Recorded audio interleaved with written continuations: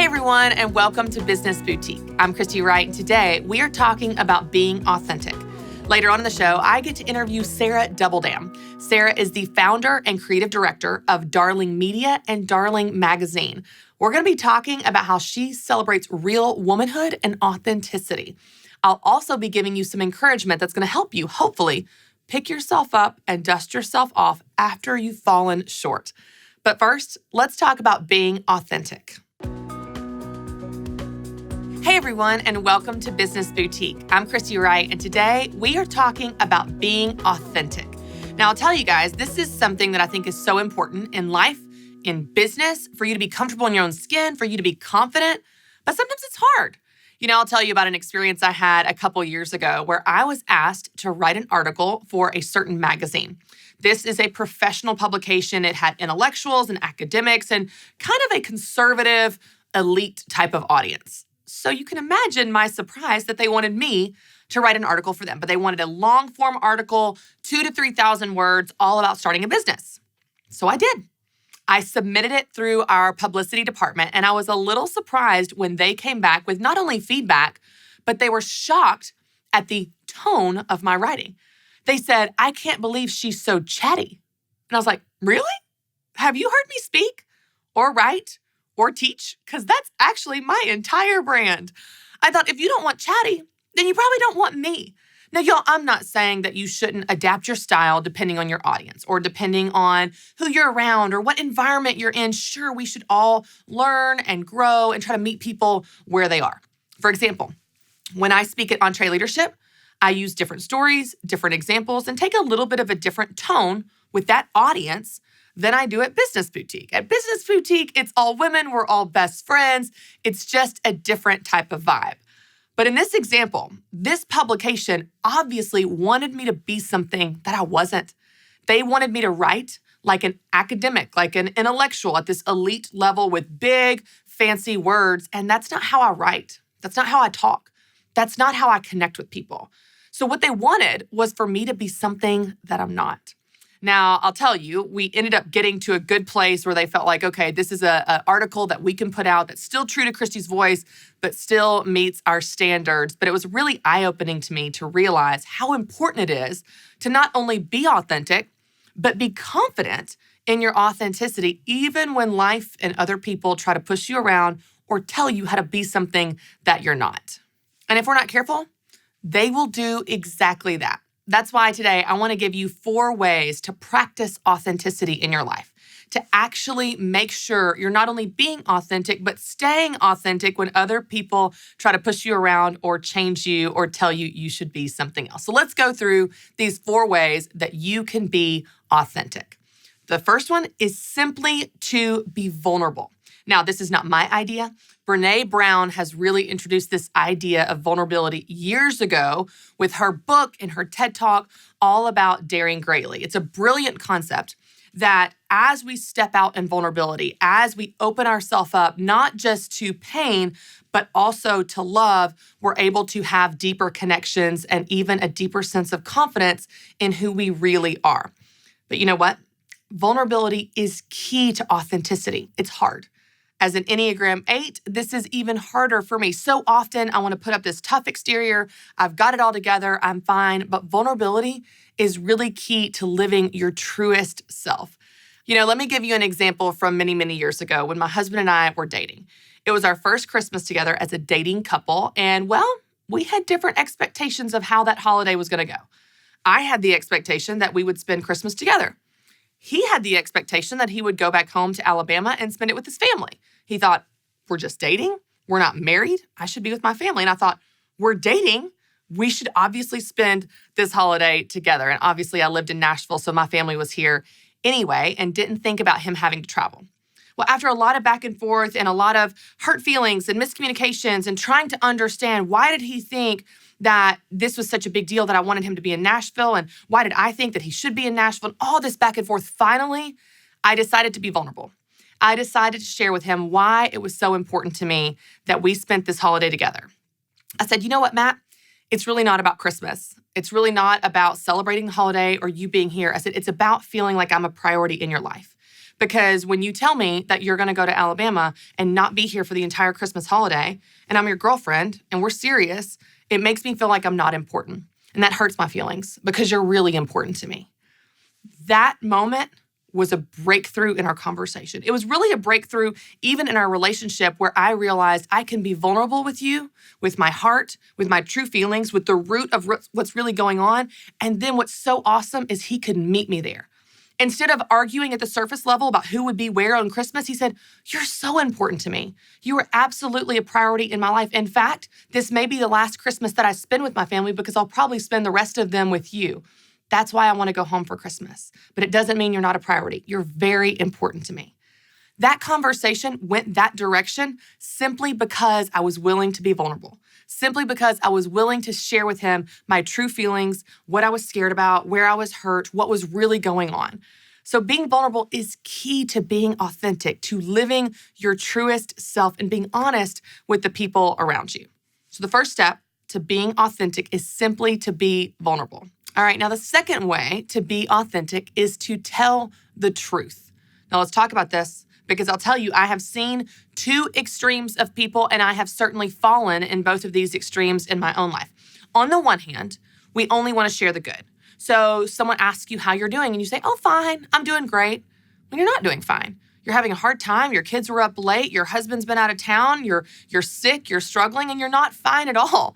You're not good, you're not fine. But just to make things easier and keep things at the surface level, you say, "I'm fine, things are great, how are you?" And it's all surface level. It's not real. It's not authentic. It's not true. So tell the truth even when things aren't good. Tell the truth even when things are hard. Tell the truth even when you're struggling. You know, sometimes I'll come into the office and my coworkers will ask me, "Hey, how's it going? How was your weekend?" And if it wasn't great, I'll say, "Well, you want the honest answer?" And usually, of course, they'll say, "Yes." I'm like, "It was hard. I had the kids by myself," or, I got sick, or we had a setback and a problem at the house. Something went wrong with the plumbing and we had to have a handyman come over. List off the things that could go wrong in a given day. But you can be honest. You can be honest when things aren't good. Now, I want to take this a step further and talk about the other extreme. So, of course, I want you to not only talk about the good, keep things at surface level, definitely feel free to talk about the bad, the struggles, the hard times.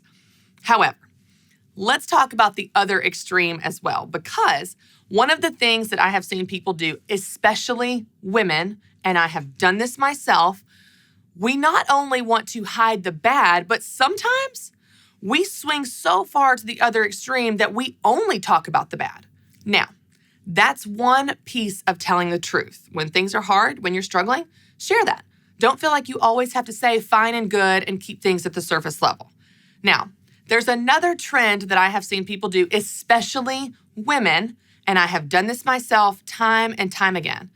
Another piece of telling the truth means owning when things are good, actually acknowledging when you're doing well, when you've accomplished something, when you're proud of something, when you've worked hard for something. Let me give you an example, okay? Here's a scenario. Let's say that you decide to cook dinner for some family and friends that are in town and they're coming over for a dinner party.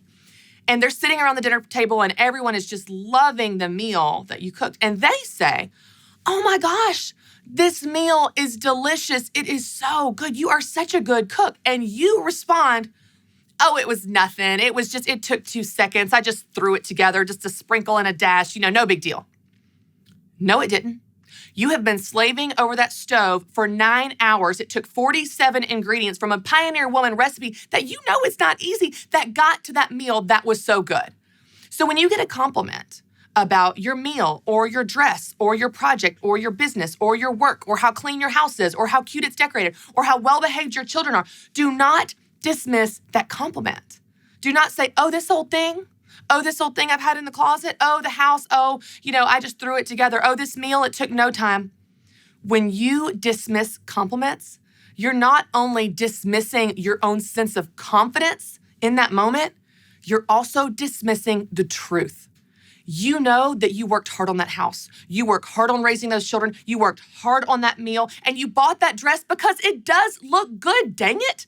You wouldn't have bought it if it didn't. You feel great in it. So instead of always rejecting compliments, downplaying compliments, dismissing the kind things that people are saying, instead, I want you to bite your tongue and say 2 words. Thank you. Thank you. This meal is delicious. Thank you. Wow, you look amazing in that dress. Thank you. Your children are so well behaved. Thank you. That's all you're allowed to say. You're allowed to agree with them. When you say thank you, you are accepting the gift of their compliment and you are agreeing at the truth in that statement. Part of being authentic doesn't just mean you're sharing the bad, airing your dirty laundry, telling people when you're having a hard time. It also means you're telling people when you're having a great time, when you did a good job, when you did a good thing, you accomplished something hard and it paid off. So I want you to share both. I want you to share the good when things are good. I want you to share the bad when things are bad. And when you put those together and you tell the truth in your life, you are actually being authentic. Okay, so the first way to be authentic is to be vulnerable. The second way is to tell the truth, the whole truth, all the time. The third way to be authentic is to know your values. Now, this sounds really simple, but I'll tell you guys, so often we get caught up in our roles and our responsibilities. We identify with these roles that we play. So you ask someone, well, what do you do? And they're like, oh, I'm a wife, I'm a mom, I'm a sister, I'm a friend, I'm a leader, I'm a project manager, a designer. We have all these roles that we really attribute to our identity. But below that, there are values that make you who you are, things you believe, things you feel, things that are important to you and things that aren't. And what's interesting is if we're not careful, we will always operate at the surface level of our roles. We're fulfilling tasks for the people in our lives. We're running errands. We're completing jobs done. We're getting things together. We're cleaning, organizing, buying, always just operating the business of our life at the surface level to fill all the roles and responsibilities that we have. But we miss that there's a deeper layer in our mind, in our heart of values, which represent things that we care about. And living from those values, not only knowing what they are, but living from them is key to being authentic. Because I'll tell you, I have spoken on life balance for years. And it's not so much about the time that we have or the schedule that we keep or even the different jobs that we do. It's more about whether or not we live from our values. So we say things like this: I love to work out, but I don't ever have time to. I value spending time with my kids and playing and being active and being outdoors. But gosh, by the time I get home from work, I don't have any energy to. Or man, I would love to go on a date with my husband. I would love to go on a vacation with my husband. But man, we haven't been on a vacation in 6 years. Friends, I want to tell you, when you don't spend your life and your time on things that are important to you, you're going to be stressed and anxious and exhausted because there's this inconsistency in your life between what you care about, what you value, and what your life really reflects, what you actually spend your time on. So a key to living authentically is to close this gap, to live from your values, to identify what is important to you, and then spend time on those things. So often we think, well, I've got too many things going on. I'm just too busy. That might be true, but it might not. It's interesting. It's often not too many things going on that overwhelms us. It's the wrong things. We're spending our time and our lives on the wrong things. We don't feel authentic. We don't feel true to ourselves. We don't even feel like ourselves because we're so busy operating at the surface, trying to keep up with everyone else's demands of us. Instead, dig deep. Look at this lower layer in your life, in your heart, in your mind. What's important to you? What do you care about? What makes you light up? What makes you come alive? What gives you joy and energy? What gets you excited and fired up? It's probably not laundry. It's probably not errands. And some of those things still have to be done. I understand that. But if you don't integrate your values into your life, you will not only be exhausted and frustrated and anxious and stressed and resentful, you won't be living authentically. So the third way to being authentic is to live from your values. But here's the good news. When you start to do this, when you start to close the gap between the things you care about and the things that you actually spend time on, then what's awesome is you can be crazy busy, but you feel that sense of balance. You feel like you're living authentically because you're no longer doing everything. You're no longer doing the wrong things. You're doing the right things for you. So identify your values and then take it a step further and actually live from them. When you live from your values, you will be living authentically. All right, now let's go on to number 4 and our last one. And this one is a fun one to talk about. It might make people a little uncomfortable. That's fine. Here's the deal. The 4th way to living authentically is to love yourself. Love yourself. I'm pausing for effect on purpose, okay? This is hard. I'll tell you, I had a Bernese Mountain Dog for 11 and a half years. He was a companion dog, this awesome dog. And there's such an example from this of an interaction between my dad and my dog that has stuck with me forever. This was years ago when my dad met Jackson for the first time. And he was just playing with him and wrestling and, getting to know him in the yard after me having him for about a year. And I finally brought him over to my dad's house so he could meet him. And my dad said something so amazing that stuck out to me. My dad looked at me and he said, "Wow, you can tell that dog really knows he's loved." Isn't that interesting?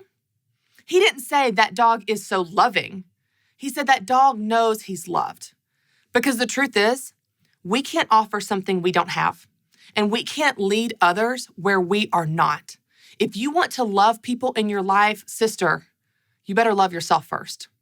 And often, the opposite is also true.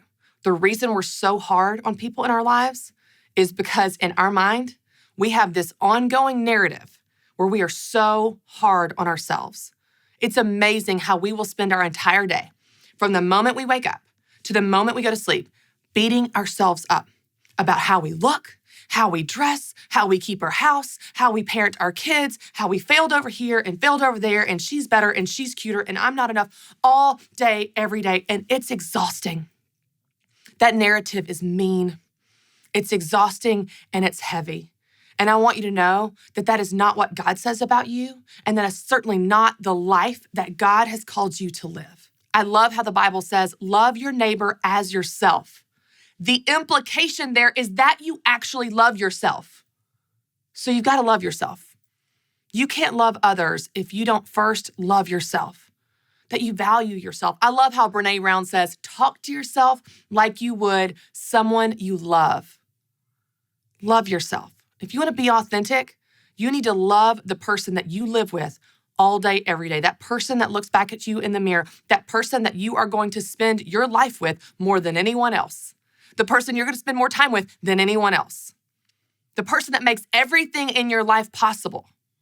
Love her. Take care of her. Stop being so mean to her. Change the narrative. Change the voices in your head.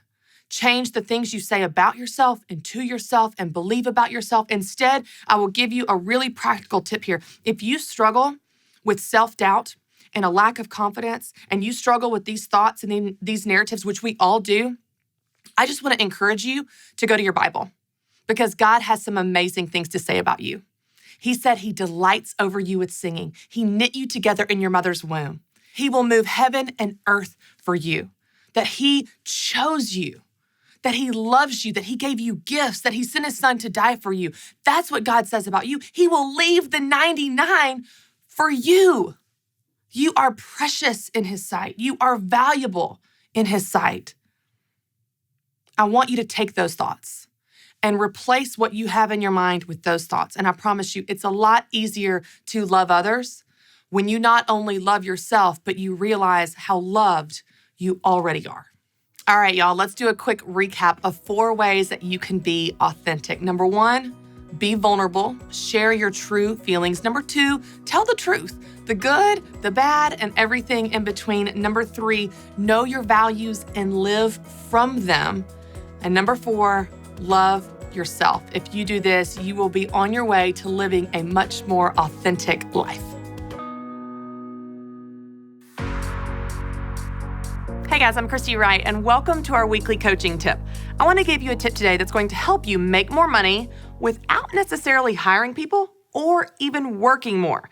Let's talk about how to do that. You might be one of the people that doesn't want to hire team members. If so, you're in good company. Do you know over 90% of women-owned businesses don't have team members? That's because many women don't want them. They don't want the responsibility of managing and leading and paying another person. And you know what? That's perfectly fine. But you may have bigger business goals or financial goals, so you want to find a way to make more without taking on that extra responsibility and extra cost. I hear you. I get this question all the time. There's going to be a couple different things that you can do to earn more while working the same amount of time. So let's talk about what that looks like. Number one, if the demand is there for your products and services, you can charge more. That's right. You can raise your prices. I know you're looking around going, who's going to give me permission? There you go. I just did it. Now, you don't want to raise your prices significantly if you don't have the demand. You might lose some customers. But if you have demand for your products and services, you can raise your prices gradually and incrementally to where you're making more per customer and working the same amount of hours. So one great option is simply to raise your prices. You're earning more money, but working the same amount of hours. Now, the second option would be to create multiple streams of income, passive income, or residual income. Here's what that looks like. That means that you are making money from multiple different places and or making money when you're not even working. Let's say, for example, you created an e-course where people sign up to take your course. Well, you create that course one time, but you sell it over and over and over again. If it's recorded, you can hit play and send that out to people. You help them and add value, and they continue to pay for it even though you're not physically teaching live. It's the same concept with books or other products. Maybe you write a book or an ebook one time, but as it sells, that's residual income coming into your business and your bank account when you're not even working. It's a great idea in business and in life to diversify your sources of income. Then you don't have all your eggs in one basket, and all of your paycheck and profit in your business isn't completely dependent upon you creating products or delivering services. Think about it this way. If you got sick one week, guess what? It's okay. You can prop your feet up, rest, and feel better, and that money is still coming in. That's why if you want to make more money while working the same amount of hours, you can raise your prices or create multiple streams of income or residual income. These are great ways to earn more while not taking on the responsibility of hiring new people. Hey everyone, and welcome to Business Boutique. I'm Christy Wright, and I'm so excited because today I get to share another awesome conversation that I had with my good friend, Sara Doubledam. Sara is the founder and creative director of the Darling Media Company and Darling Magazine. Now, I've got to tell you guys, I love this magazine so much. I was fortunate enough to have an article in Darling a few years ago, and whenever the magazine actually came to me in the mail, I noticed something on the back. On the back of the magazine, there was this beautiful print, a graphic of this quote. And I thought it was so beautiful, I just want to share it with you. Here's what they say about Darling. Darling is the art of being a woman. Darling Magazine holds the modern mold of woman up to the fire to evoke a discussion on femininity and reshape an authentic design. Darling is a catalyst for positive change, leading women to discover beauty apart from vanity, influence apart from manipulation, style apart from materialism, sweetness apart from passivity, and womanhood without degradation. Darling leads women to practice the arts of virtue, wit, modesty, and wisdom, all while creating beauty and embodying love. Darling says women are not only interesting, but original, not only good enough, but exceptional, not just here, but here for a purpose. Can you tell that you are going to love Sara as much as I do? I know you will. Check out our conversation. Sara, thank you so much for being here. Thank you so much for having me. I'm so excited about this. I feel like this is coming full circle. I had an article go out in Darling Magazine. I think it was like 2 years ago maybe. And that was when I was first introduced to this magazine. And I just absolutely love it. So for any of our listeners that aren't familiar with you or Darling Magazine, tell us a little bit about what you're working on and how you started it. Well, first of all, thank you so much. I'm so glad you enjoy it. Thank you for contributing. So Darling started when I was 22 years old. I was right out of college, and it really started over a coffee conversation with my best friend. And we were going through a lot. We were right out of college. We didn't know what we were doing with our lives. We both had just broken up with our boyfriends, and we were really struggling with just anxiety and depression and all the things that you do in your mid-20s. And we just looked at modern women's media and just felt like there were a lot of problems with it. It was really over-sexualized. It was very unattainable. We didn't find ourselves in the content. We didn't think there was good advice and just everyday wisdom for women.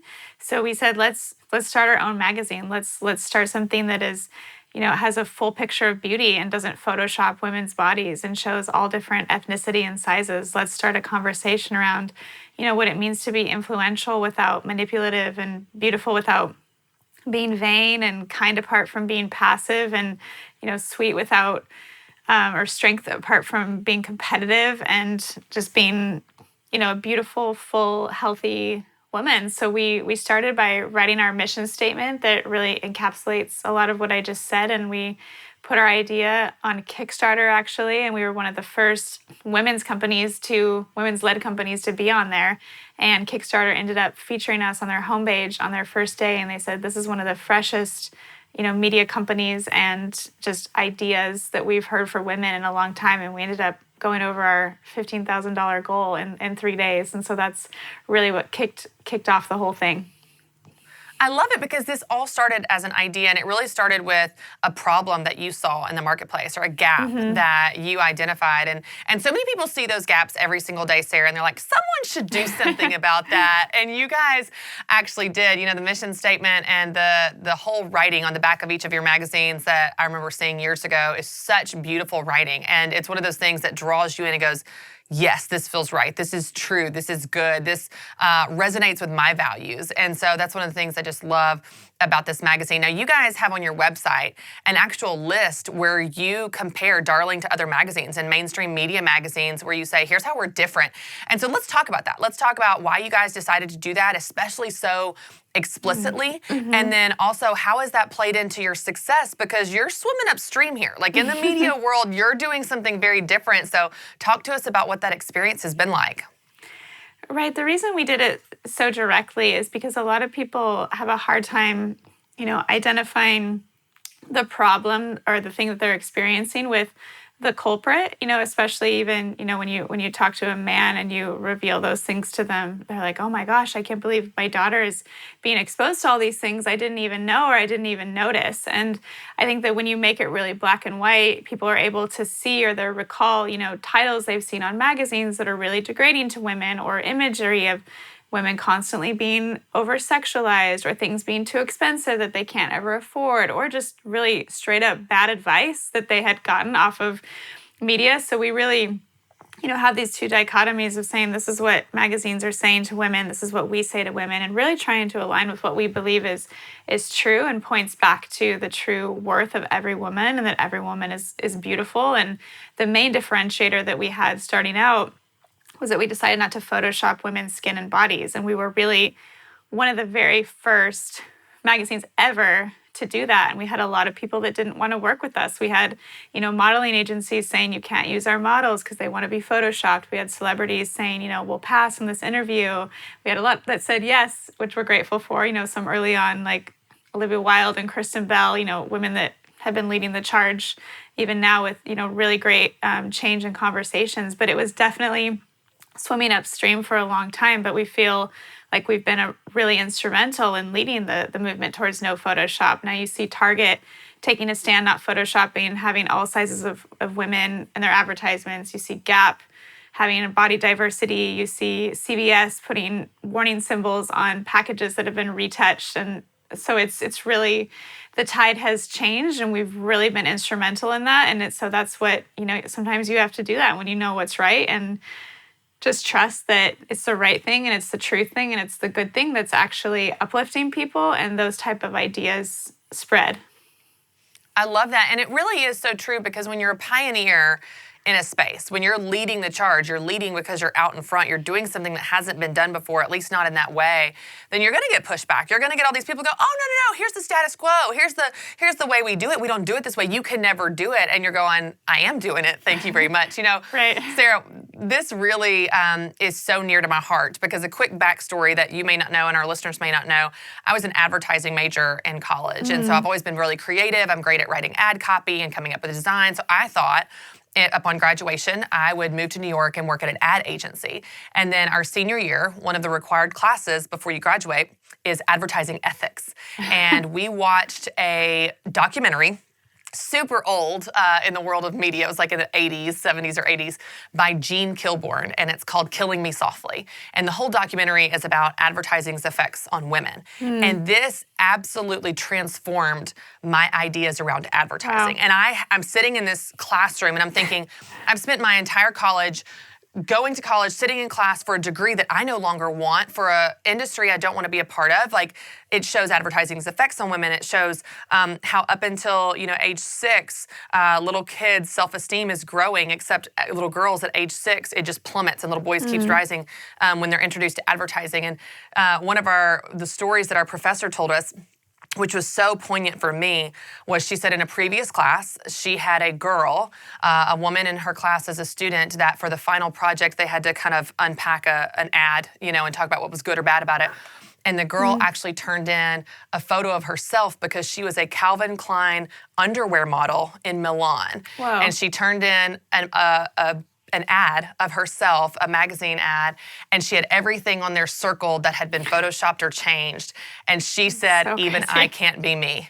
And so when you see this Calvin Klein underwear model, like the pinnacle of modeling and beauty as they portray it, and she's saying, even I'm not good enough. Even I can't be me because, to your point, I have to be photoshopped. So this whole message and charge you're leading, I'm just such a huge advocate for. I think it's so important. And I love that you were able to withstand all the opposition. So talk to me about that. Like, you're leading this charge, you're doing this thing that people are saying can't be done, and you're going, well, I'm doing it. Like, how did you push past that fear of doing something so new before the Targets and the Gaps were on board? Like, you're out in front and you're a small new company, you're young. Talk to me about that process even personally in leading that business. Well, the core of Darling was really developed around a personal need of mine and all of the women that were involved and instrumental from the beginning. So all the content that we would create, from the different categories to the topics, was all based on things that we were going through personally. So one day we were sitting around the table at a meeting with, all these amazing girls that were on our team, and we just started having a conversation about retouching and saying, okay, so one time during the month you might have a big zit on your face, but then it's gone the next day. And when you're in a photo, you're like, oh, I just wish we removed that. It's normally not there.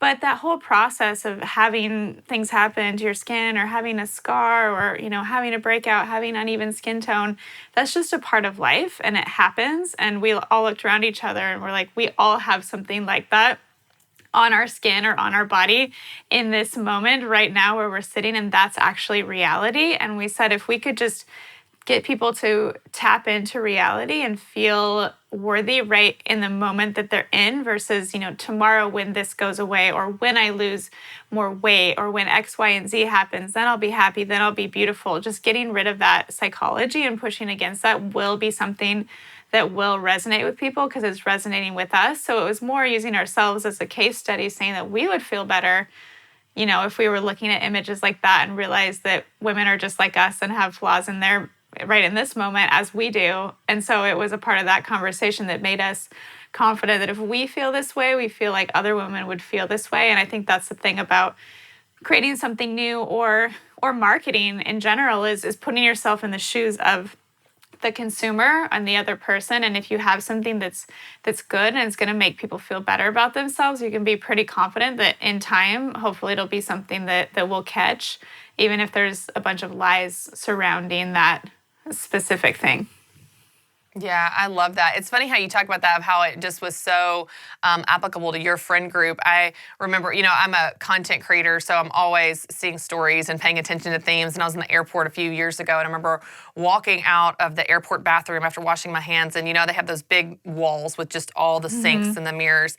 And I just noticed 3 females looking in the mirror, and one was a little girl about 7, and one was a woman in her mid-40s, and one was a woman for sure over 70, and they're all looking in the mirror so closely trying to pick apart something. You know what I mean? It was either an eyelash or a skin or a pore or a hair out of place, and I thought, there is something wired in us to want to be lovely, to be confident, to feel great in our own skin, to feel great about how we look. And it's just, I think it's so important what you're doing and having the right messages that help us love ourselves where we are, not only if you look like this plastic magazine. Because that's, to your point, that's what they play on. It's like, you've got to look like this. So it's playing on this drive in us to be lovely, and then it manipulates it in an impossible standard. Now, one of the things that you talk about a lot, Sara, is authenticity. And I know that's really important to you, and it's important to the magazine as it reflects you and your personal values. Let's talk a little bit about why that's so important to you.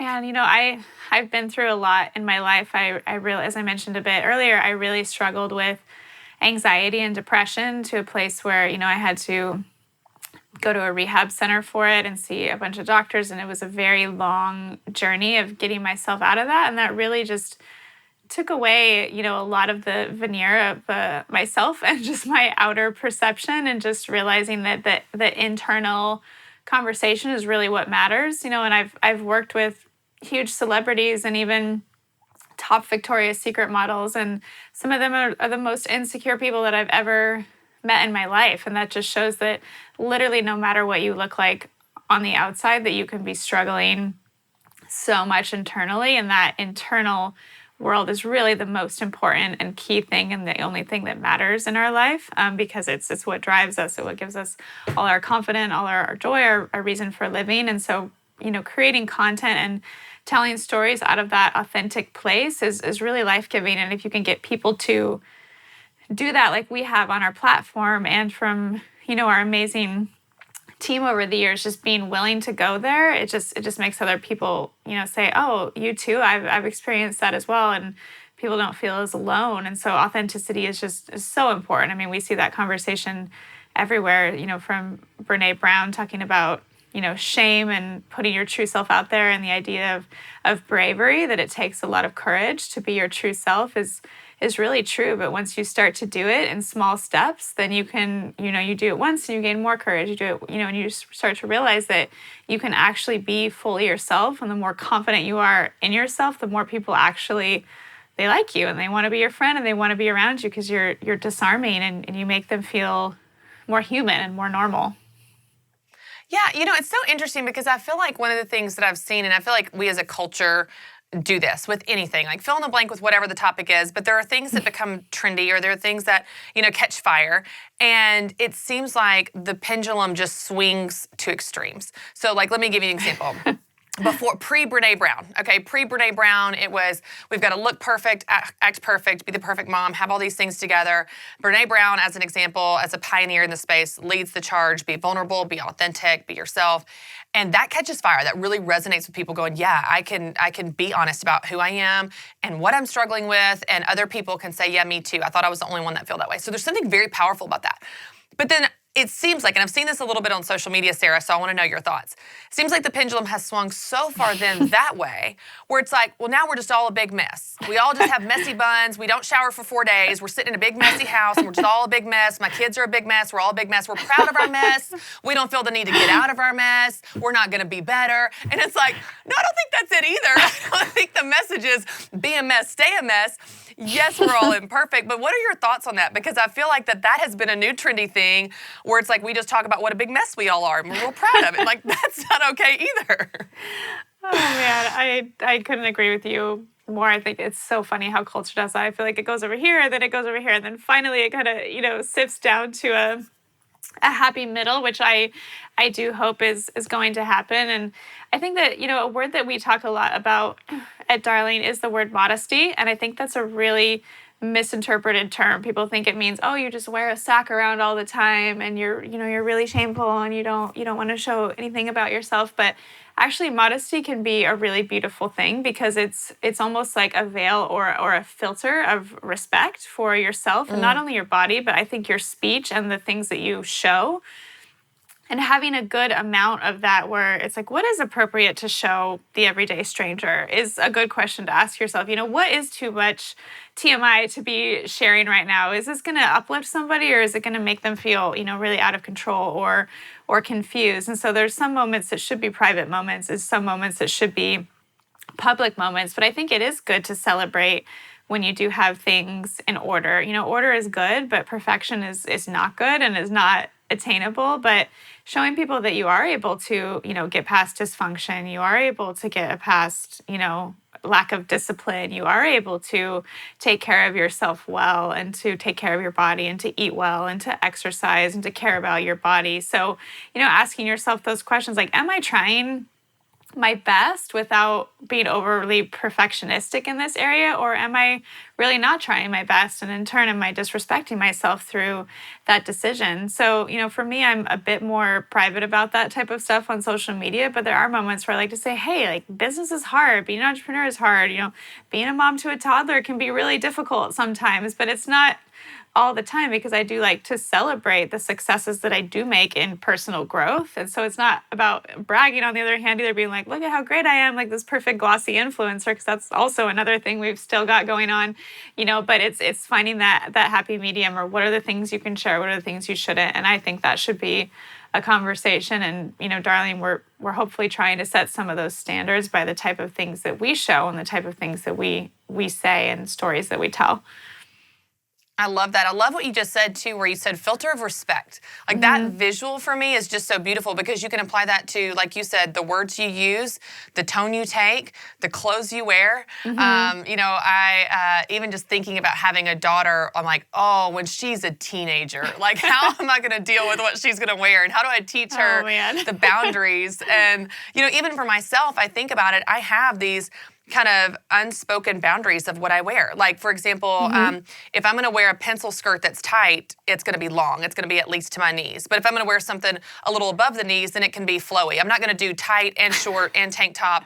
And you know what I'm saying? So it's like I kind of have this these unspoken rules for myself of like, if it's going to be something that's remotely revealing, that everything else is going to be covered, everything else is going to be whatever. It's either or for me. It's not, showing everything. Everything's tight. And so I just love this idea of, it's not that you can't even be sexy, because I think there's something in us that wants to be sexy, and sexy has turned into such a negative word, but it doesn't have to be. You can be sexy and be fully clothed. You can be sexy and be modest. You can be, you know what I mean? It doesn't have to be this, again, extreme where it's totally evil and awful. And so I love when you take this idea of like, well, what does it look like to put my clothes or the desire to be beautiful through the filter of respect? Well, I can still achieve beautiful. I can still achieve clothes that I feel great in through the filter of respect. So I just love that. I love that that visual. I'm gonna use that and credit you, Sarah. That's really good. I love that when I'm teaching. Let's talk about this idea of authenticity, because I think, especially confidence. Let's kind of take it from authenticity to confidence.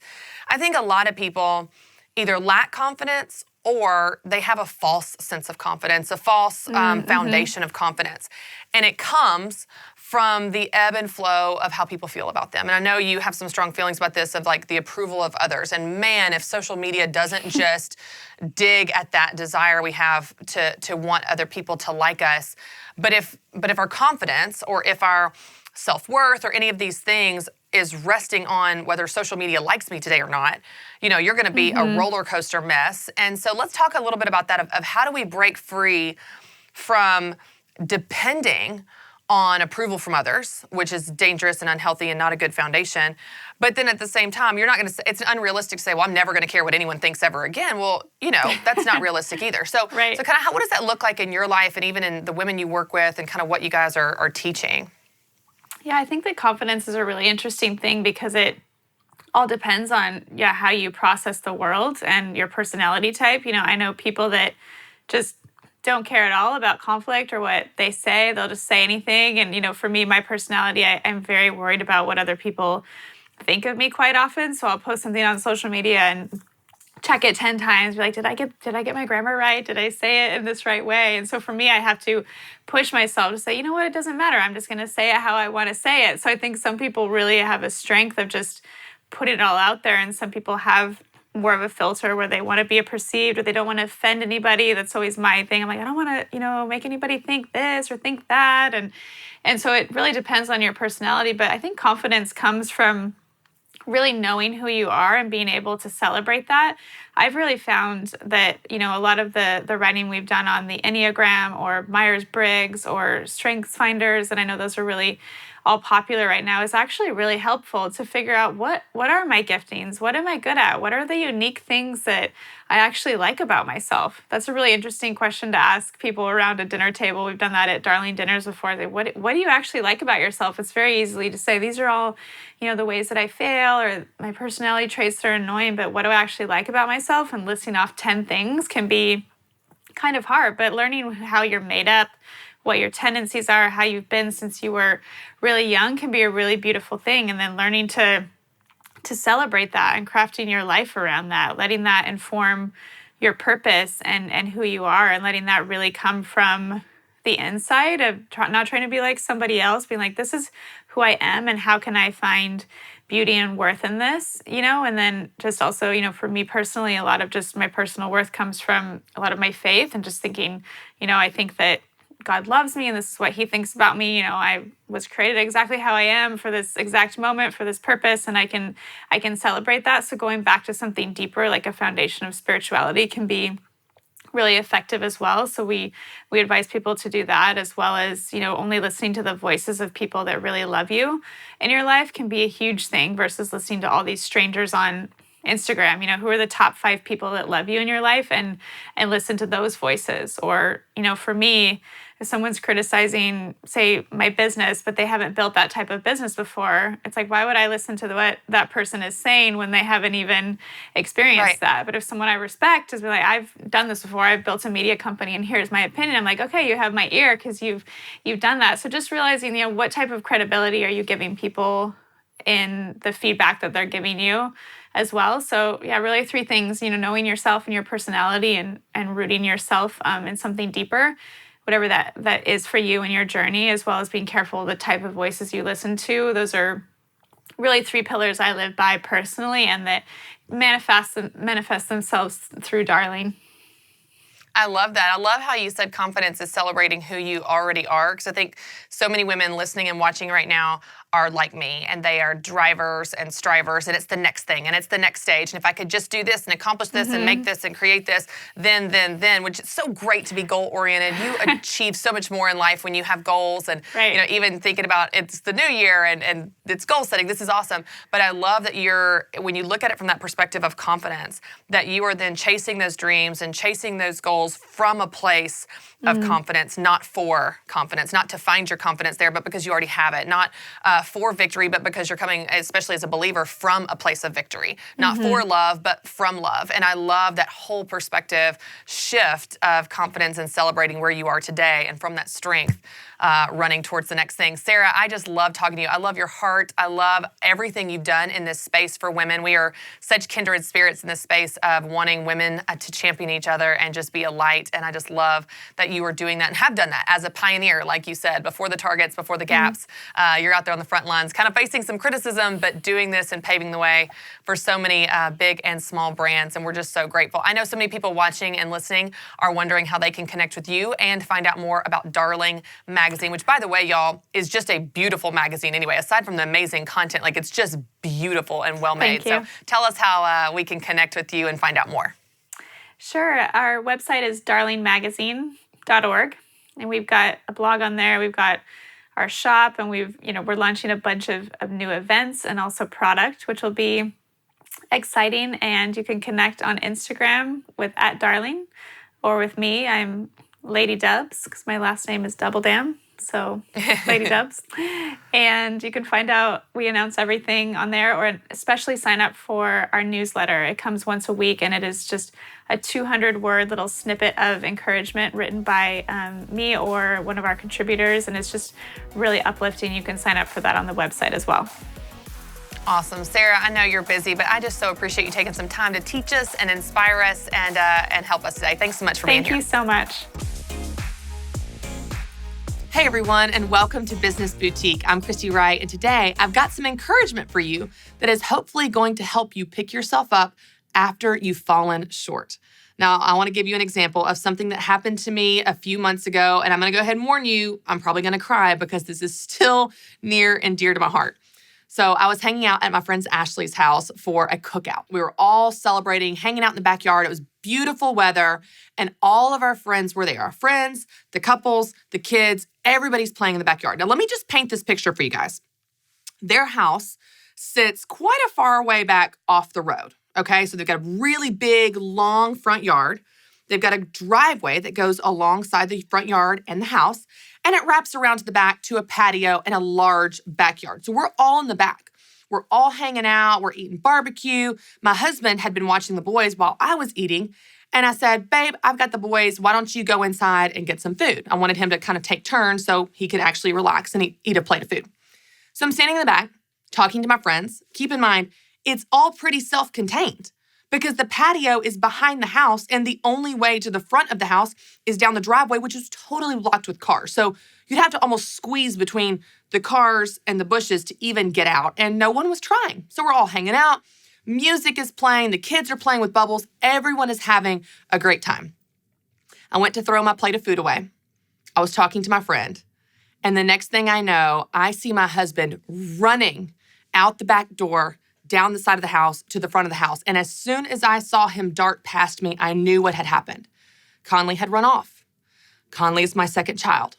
Conley is the reason I have gray hairs every single day because he just tends to go for the dangerous. He pushes the limits. I love that about him, and it drives me crazy. Well, of course, I took off after my husband, ran down the driveway, and my son Conley was standing at the end of the drive with his toes on the street as cars are flying by. We got him.